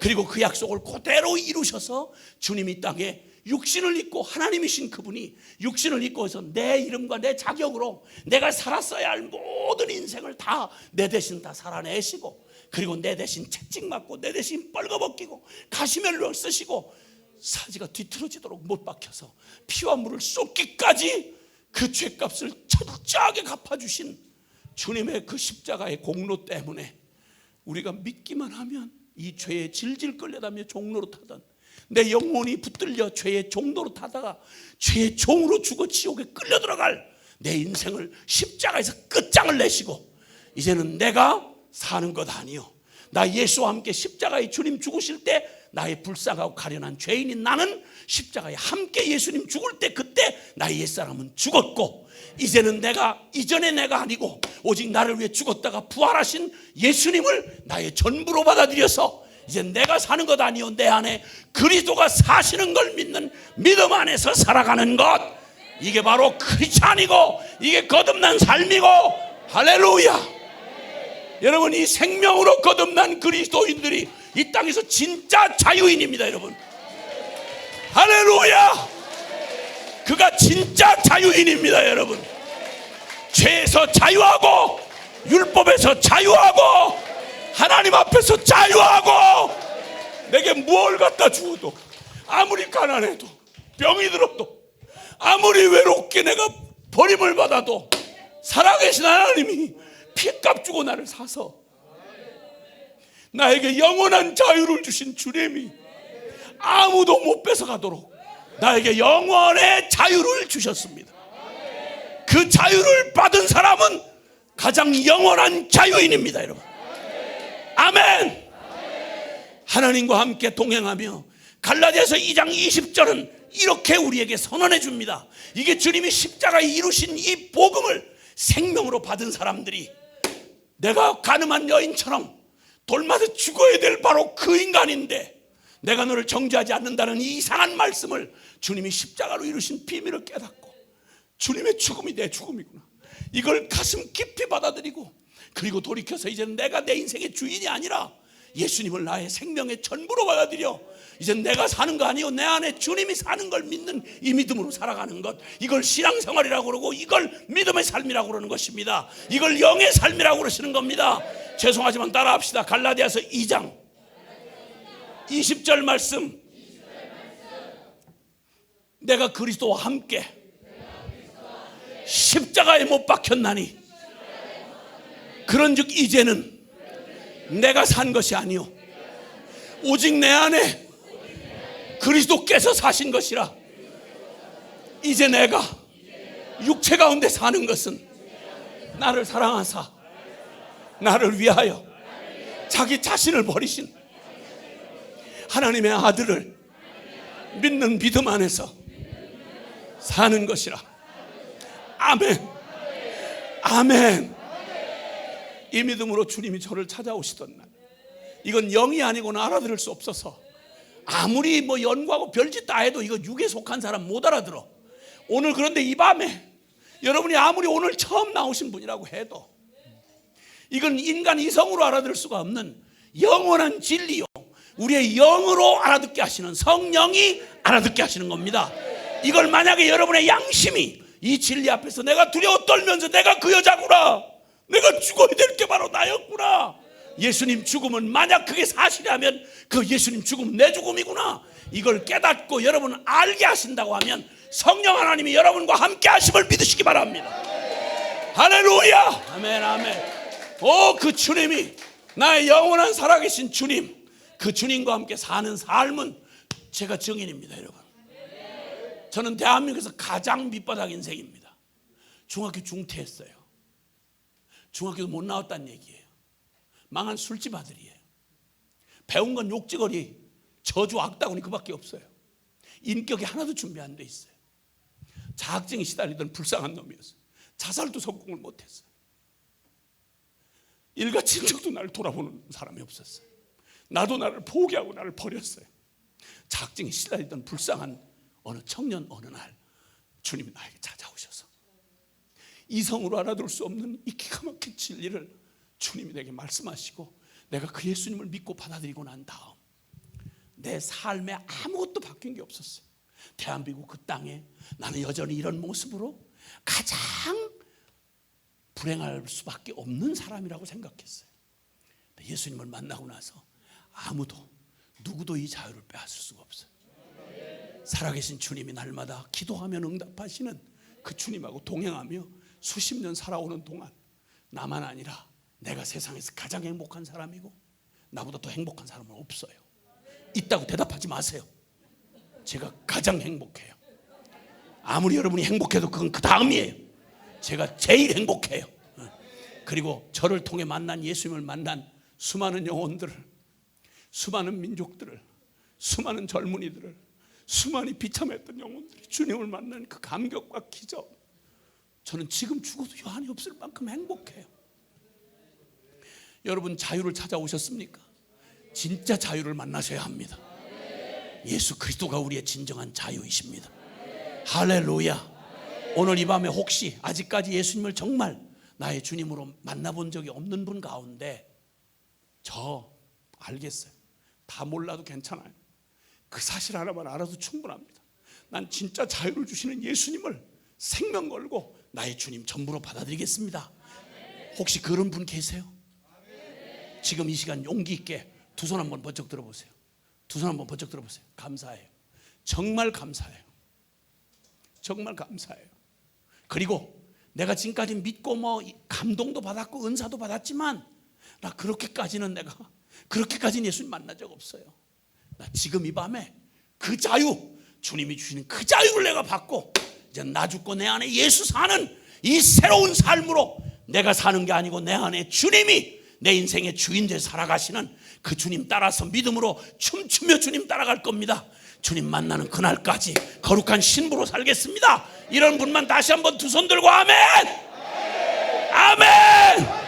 우리 두 손을 들고 주님 앞에 두 손 든 채로 기도를 할 때 여러분 영혼 안에 성령께서 이 진리를 듣는 동안 여러분한테 주셨던 마음을 그대로 꾸미지 마세요. 말 좀 꾸미지 말고 잘하려고 하지도 마세요. 엄마는 애가 더듬고 몇 마디 던지는 말을 엄마는 다 알아들어요. 사랑하는 우리 아버지는, 하늘 아버지는 여러분이 표현 다 못하고 울기만 해도 다 알아들으세요. 여러분에게 진짜 자유를 주고 싶으셔서 이곳으로 끌어내신 거예요.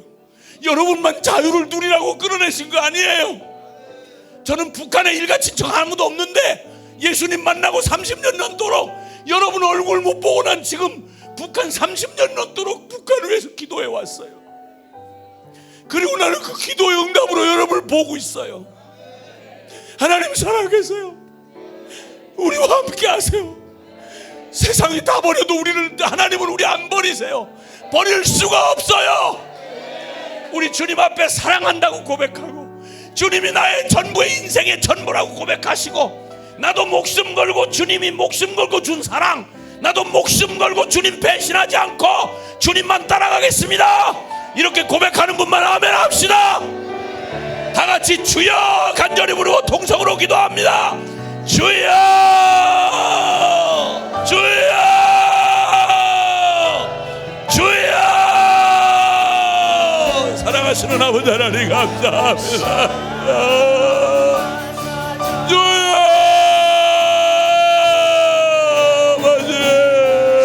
주님 사랑합니다. 예수님 사랑합니다. 나 예수와 함께 죽고 나 예수와 함께 다시 살았습니다. 나 사는 것 아니요, 내 안에 주님 사십니다. 예수님 내 인생의 주인이 되어주시고, 예수님 내 생명이 되어주시고, 나는 예수와 함께 자유합니다. 예수님, 나는 자유인입니다. 영원한 자유인입니다. 예수님, 나의 예수님, 오 주님, 예 주님, 오 예수님이 주님, 나의 주인, 나의 생명이십니다. 주님, 아멘. 오 주님, 아멘. 예수님이면 충분합니다. 예수님이면 다합니다. 더 말할 거 없습니다. 주님, 예수님 나의 전부가 되시옵소서, 나의 생명이 되시옵소서. 오 주님, 예 아버지,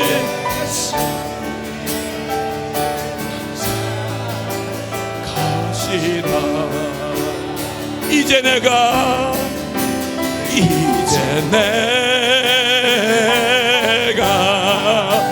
육체가 운데 사는 것은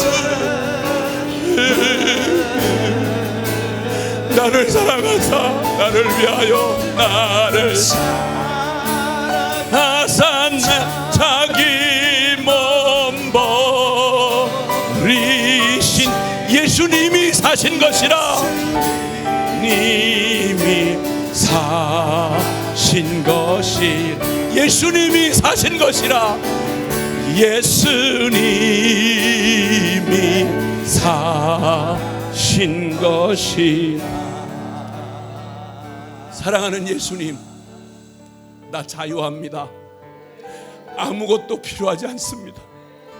예수님 한 분이면 충분합니다. 예수와 함께 죽고 나 이제 예수로 다시 살아. 이제 오직 예수님만이 나의 생명, 나의 주인, 나의 기쁨, 나의 생명, 나의 길이 되셨습니다. 주님이면 충분합니다. 누구도 이 자유를 빼앗을 수 없습니다. 예수님, 나를 통해 이 자유를 알지 못한 수많은 우리의 사랑하는 우리의 동포들, 이 땅의 수많은 불쌍한 죄인 영혼들, 오 주님, 그들 모두도 우리와 함께 이 자유 누리게 해 주옵소서. 이 생명의 주 예수님 만나게 주시옵소서. 우리를 써 주시옵소서. 우리 구주 예수 그리스도의 이름으로 기도하옵나이다. 아멘.